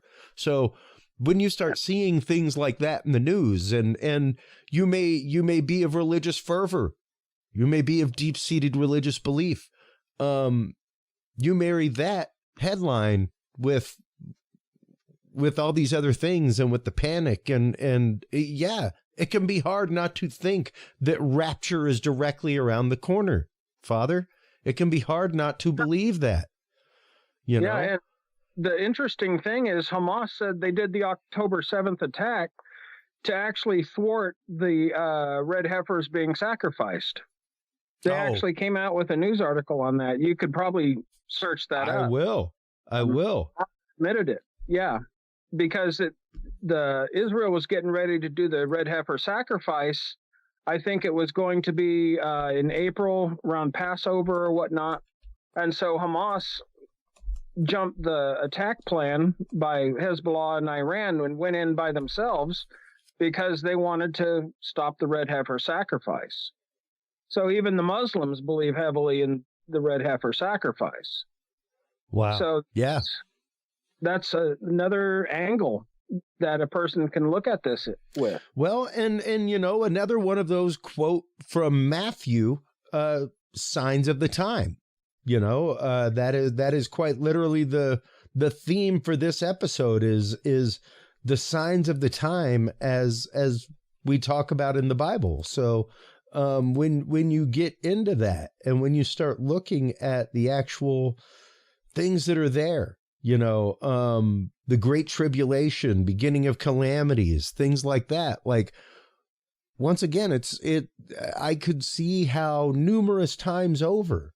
And I've been pretty fascinated for years and getting ready to do a couple of episodes on various cults, not only in America, but across the globe, Moonies, things like that. And for generations, Father, there have been cultures out there, different religious beliefs out there, millennial beliefs. There were huge ones at the millennium, that it was all going to end.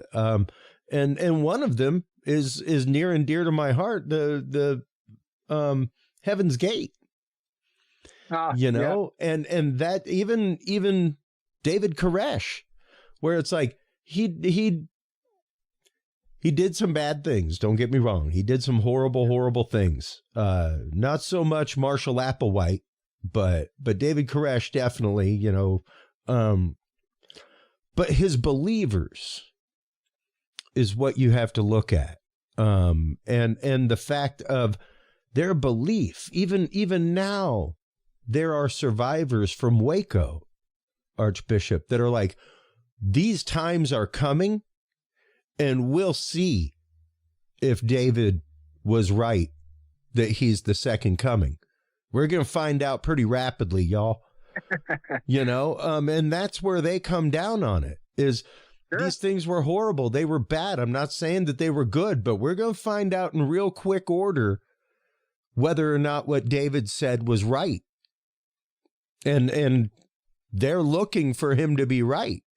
And when you, like, I have never held in my heart that the people with Heaven's Gate, by their belief, did anything wrong, Archbishop. They followed their belief to the core and to the hilt.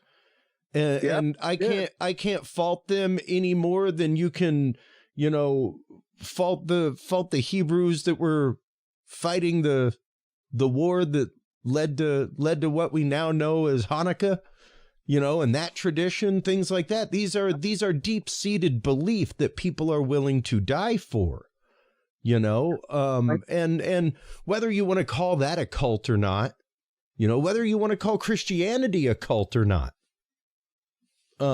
because there were definitely cults even within Christianity, like that.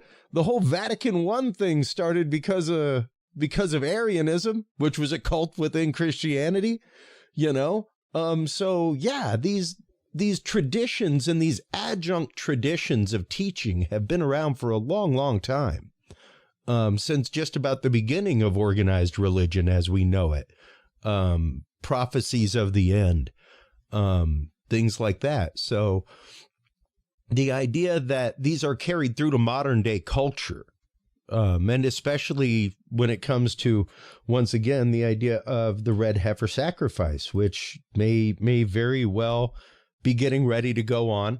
And it's something that we need to consider. Is it the fact that, there is a sect of Judaism out there preparing for this ceremony that, by all accounts and by all traditions, will lead to the end? Yep, it will. But you know what? everything we're seeing right now across the globe. I mean, you look at the signs that Jesus told his disciples to look out for, wars and rumors of war. You know, the skeptic would say, oh, we've always had wars and, you know, rumors that there's going to be a war and blah, blah, blah. Okay, that's true. Then you have the magnitude and frequency of earthquakes around the globe will increase. Yep. Well, if that was by itself, I'd say, yeah, maybe, you know, the earth is just going through a cycle of some sort. Yeah. Then you have the rampant plagues, the diseases that are going around the globe now, all over the place.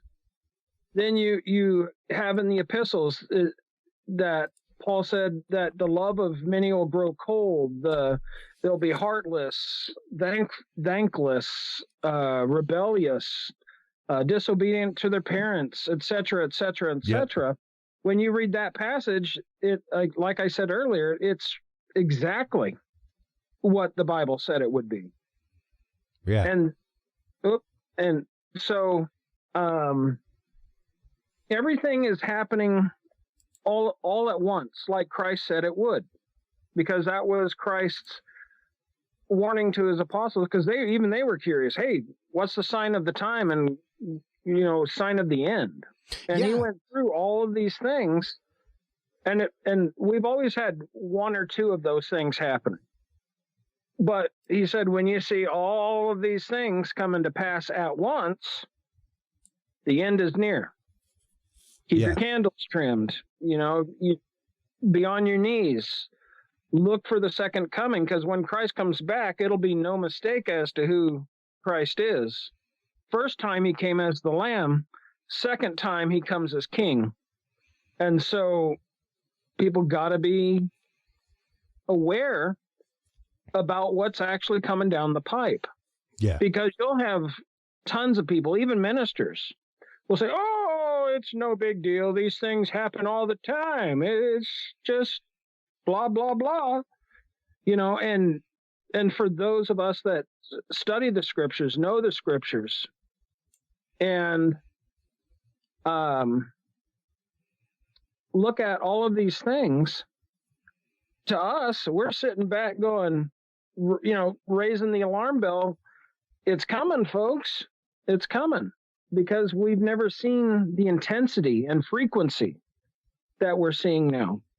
And, you know, and a lot of people are actually coming back to faith because there's a general sense that something's coming. You know, a lot of people, I've talked to a lot of people and heard a lot of people say, I just feel it in my bones. You know, something's coming. Yeah. And they're turning back to God because they're feeling it. And, you know, beyond that, all they need to do is, like you're showing a bunch of articles. Yeah. It is what it is. And even like another proof for the biblical flood. You posted an article a few days ago about the vast oceans underneath the crust of the earth. Yep. More water under the earth than it's on top of it in our oceans. Well, back in the book of Genesis, you know, people always used to laugh and say, oh, 40 days of rain, how could that flood the earth? Well, that wasn't the main flooding of the earth. It says the great deeps burst forth, and the water that was stored under the crust surged to the surface of the earth along with the rain, and that's what smoked everyone. Yeah. So, you know, there is so much biblical archaeology coming out, scientific evidence coming out that what the Bible says is true. People got to take a minute to assess their beliefs and their animosities or prejudices against Christ and the Christian faith, because it's all being laid out very plainly for people in these days. Well, and you know, also the remembrance, Father, that once again, most of this is not sourced from New Testament. There is exactly book and maybe 6 quotes Six chapters in the New Testament that deal with such things. The majority of this comes from the book of Daniel, comes from older prophets, Malachi, things like that. So, yeah, most of this does not come from the New Testament. The New Testament is the new promise. It's a promise of a new world of faith, a new world of salvation. Most of it, and even whenever you look at, once again, that capital I interpretation of the book of Revelation, when you start looking at especially books written of a time, about a time, specifically books meant to give faith to people in a time of crisis, like the book of Revelation was. If you start looking at it through that lens, then you really do start seeing a lot more of the history inside of the book and the message of hope that was being given to the faithful of the time, regarding the signs of their time right then, because that's what it's not necessarily talking about the signs of the time of the future. It's the fact of these signs of the times are repeated over and over and over, much like the article that I popped up just a minute ago talking about the Earth's inner core has slowed down and reversed. We know why, because it's a cyclical thing. Like we can actively show in science, in lava flows, where magnetite, as it cools in a lava flow, is fixed to magnetic north, and sometimes magnetic north is 180 degrees the other way, meaning that the poles actively flipped, meaning that the inner core has flipped, that this stuff moves, and it moves in a long, long cycle, but it's a cycle, and humanity moves in a cycle. Like we forget in a cycle. There's a reason why political parties change their doctrine about every 12 years, because we can only remember about every 8. Everything past that is seen through a filter. Their history. Yeah. So, yes, it's important to look at these books through the lens of history, people, for the audiences that they were written for. But also, once again, in that term of no different than looking at the Constitution and projecting it out 200 years. Yeah. How does this document as it stands today project out to humanity 200 years from now? And you can do the same thing with the Bible. How does the Bible, as it was written then, project out 2,000 years to humanity as it stands now? And do these signs of the times still resonate with the humanity that we are? And unfortunately, yes, they do. Yes, they do. I'd love to say that they don't. But if you start going through and looking at that, man, I can see how doomsday cults are started. I can absolutely see that. And once again, I can in my heart of hearts empathize with every person in one because of that deep-seated belief, because even I have deep-seated beliefs sometimes that I have to put in check, because it may blind me, in research or what have you, it may blind me somehow. So I need to set my deep-seated faith aside for the moment and look at this with open eyes, open heart, doesn't change my faith to do so. Just opens the mind to be able to do so and gives me a new application of the knowledge, which I think a lot of people really need when it comes to these doomsday prophecies, when it comes to the prophecies of the end of time, as laid out in the scripture, because we're in a very delicate time right now, Father. I can't even imagine being a shepherd of souls as you are. It's a tough and trying time. What can people do with their families to help quell some of this concern, because we've hit on some hard topics tonight. We've hit on some hard stuff that's moving once again rapidly in the world around us, rapidly moving. So what can families do? What can people do to quell their mind, to put themselves at ease, know that there is peace, know that things will be better, Archbishop? The biggest thing is, as a bishop, I'll tell it from the time I wake up to the time I go to bed. Put your faith in Christ. In him, he's the only one that won't let you down. Everyone else on earth will let you down. But pretty much. God is the same, solidify the relationships you have in life. If, I watch a lot of prepper programs, and if, SHTF happens, where everything's gone down the crapper, you're going to need those relationships to know who you can trust, who you can rely on, who you can work with, barter, trade, etc., especially if a digital currency becomes a tyrannical issue. Trade, black market, like we used to do back in the day. Yeah.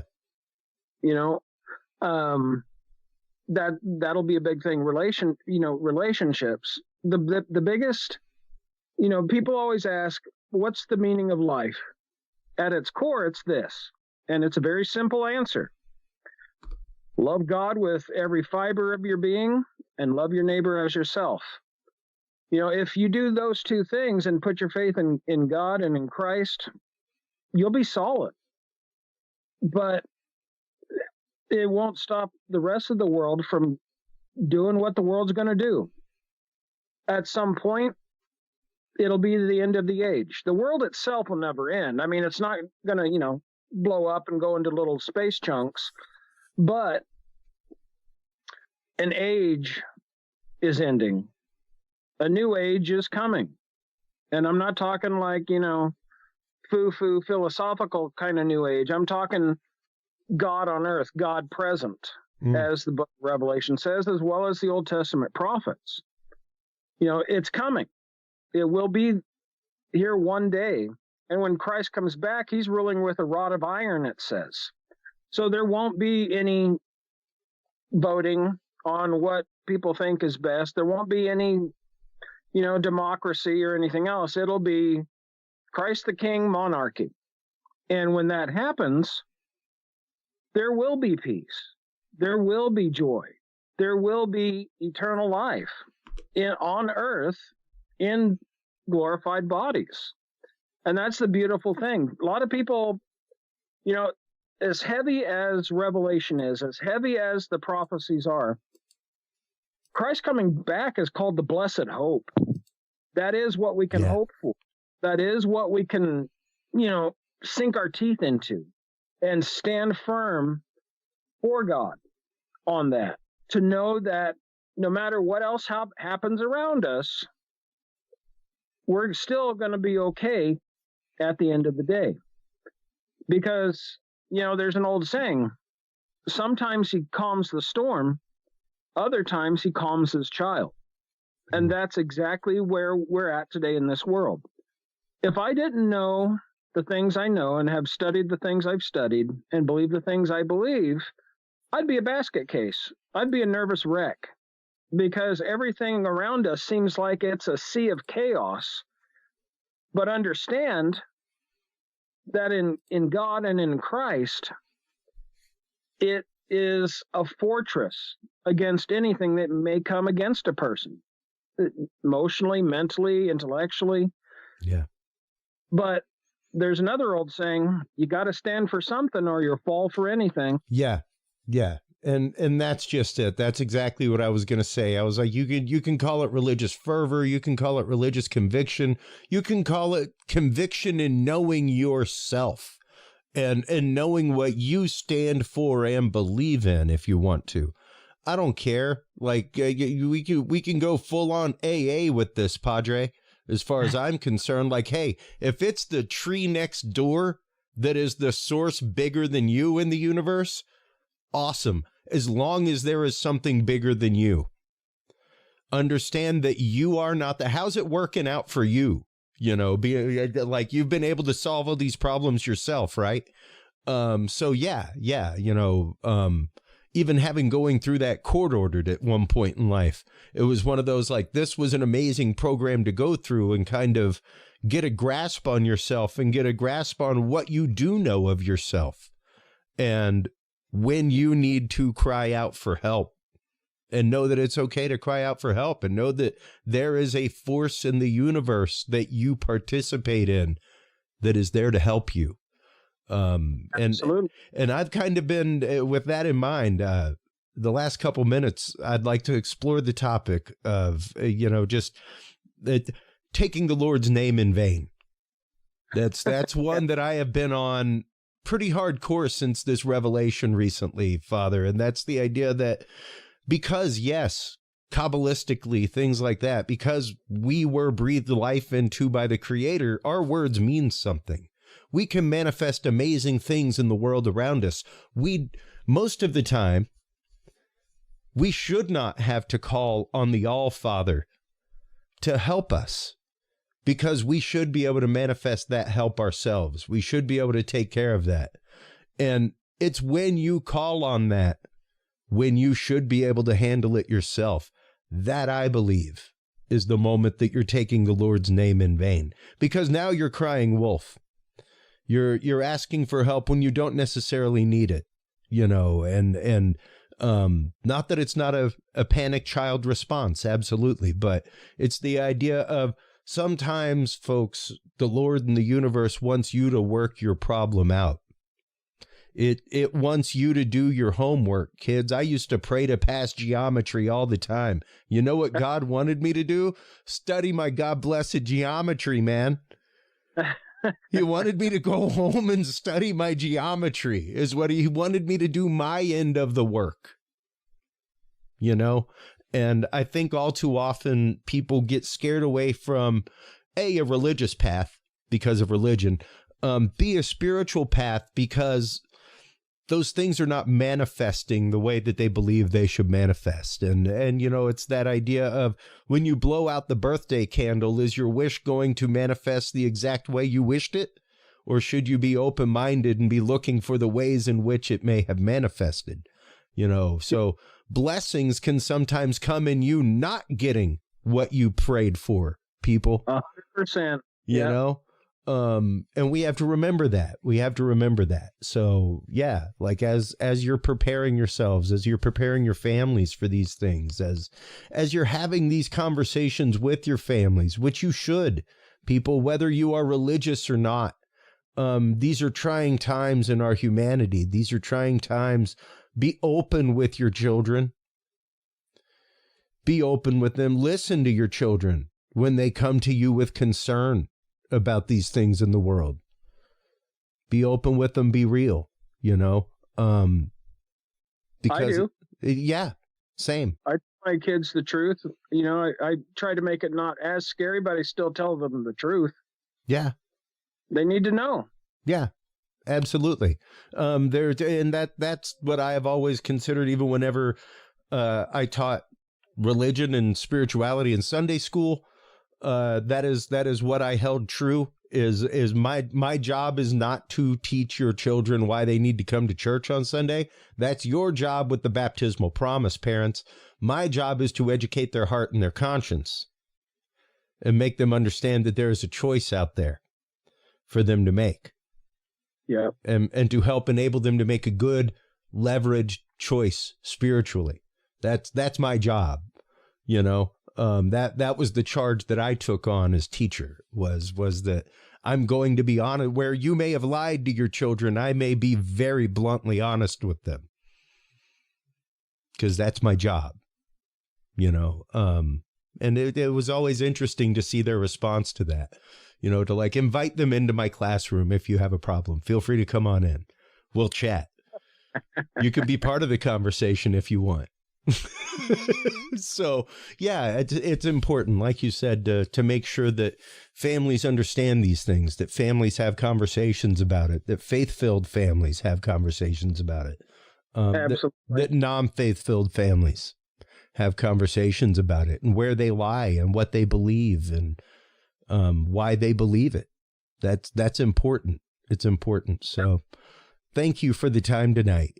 Before we go, you do actively have an event that you are speaking at coming up soon. Tickets are available on Eventbrite. It's coming up in Bridgeport, Connecticut. You will be one of the virtual speakers at the Defeating the Demonic conference. You spoke at this last year as well, correct? Correct. Yeah. And we had a couple hundred people in attendance, and myself and 4 other exorcists and ministers all spoke, and we had a great time. There was lunches and meet and greets, the whole 9 yards. Yeah. It was nice. Awesome. And once again, an amazing topic, the idea that whether you see it as demonic, whether you see it as negative energy, what have you, folks, there is a surmounting force in our world. I tell my wife and my child, well, my wife more than my child, because I don't want my child to think it yet, truly. But every time my wife leaves the house, I tell her, take care, honey. I love you. The world hates good people. Yeah. Just keep being you, man. Because, there is something out there that just wants good to not prevail. You can call it evil. You can call it devil. You can call it just the flip side of the coin of humanity if you want. But there is a force out there that doesn't want good to prevail. So thank you for the collar that you wear, Father. Thank you for the crook with which you guide the souls that you do. It is good people like you out there. Like I've said on the show numerous times, and I don't walk into buildings for such things anymore. But I laud everybody who does.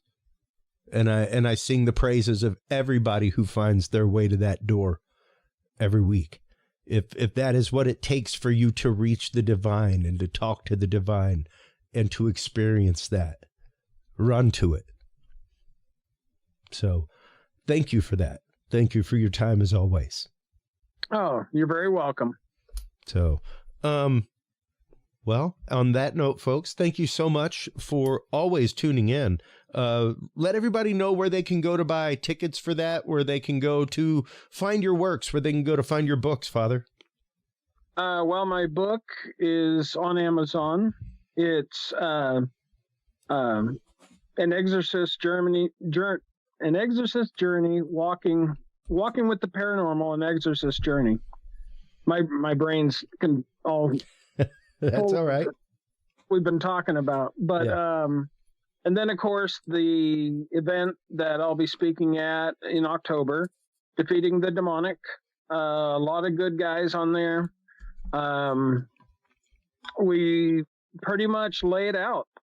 Tell you the truth. We're not there to coddle anyone or to make people feel good. We're there to tell them the truth. Yeah, it's not a membership drive. What they do with it, that's on them. And so last year was a great success. This year, I expect, will be a great success. But look forward to seeing folks participate, learn a few things, and maybe clean out a few skeletons out of the closet on the way. Absolutely. Absolutely. Well, thank you as always for your time. It's always great chatting with you. It's always great really delving into these hard topics of spirituality and religion. And it's great to be able to have somebody like you who is open to mind, open of heart, to be able to share those things. So thank you so much. Hold the line real quick while we close things out with the audience. While you are online checking out An Exorcist Journey by Father Archbishop James Cloud on Amazon, everybody, make sure to stop on by curiousrealm.com. curiousrealm.com/store is where you can go to buy all of the books, courses, movies, things like that from our guests, everybody. That is also where you can reach Curious Research. Curious Research is our new endeavor for archiving the paranormal, archiving UFOs, things like that. If you are a researcher and you have an archive of data that you need to digitize, remember, research does not happen in a vacuum. That's why the internet was created, was so that researchers could talk and share data. So get a hold of us. Let's make sure to get your data digitized and available in the new world so that more researchers can get a hold of it and we can get to the bottom of these things happening in the world around us. Thank you, as always, everybody, for tuning into the show. It is your open minds, your open hearts that make the conversation, and without the conversation, humanity does not march forward. So remember, take care of yourselves, take care of each other, and stay curious. We'll talk to you soon. Bye-bye. Thank you for tuning into this episode of The Curious Realm. Stay tuned for more guests, forbidden topics, and hidden truths. Follow us on social media by searching Curious Realm. To download the official Curious Realm app and view the Knowledge Vault, or become a sponsor of Curious Realm, visit our website at curiousrealm.com. Curious Realm is available on your favorite podcast and video services, curiousrealm.com, as well as KGRA Radio, APR TV, and the official Curious Realm app for Roku devices. Curious Realm is a proud member of the Ground Zero Media and Aftermath Media family of podcasts. For more great shows and members-only content, visit aftermath.media today. Thanks for listening. Stay curious, and remember, the other side is always watching.